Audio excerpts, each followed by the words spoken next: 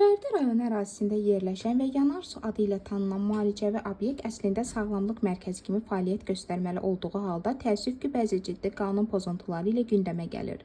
İddialara görə obyektin fəaliyyəti qeyri-rəsmi şəkildə həyata keçirilir və burada heç bir lisenziya və sanitar-gigiyenik qaydalara riayət olunmur. Obyektə gələn vətəndaşlar şəfa tapmaq ümidi ilə üst tutduqları bu məkanda əməlli başlı dələduzluqla üzləşirlər. Burada nə tibbi nəzarət, nə də minimum şəraitlə təmin olunmayıb.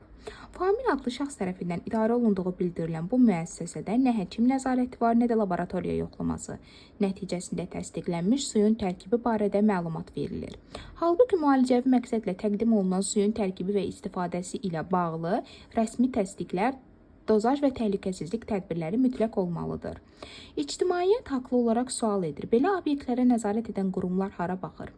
Bu cür yerlərdə gigiyena qaydalarının pozulması vətəndaşların sağlamlığını risk altına qoymaq deməkdir.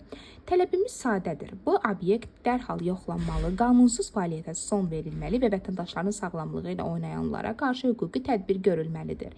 Məsələ ilə bağlı araşdırmamız davam edir. Qarşı tərəfin mövqeyini dinləməyə hazırıq.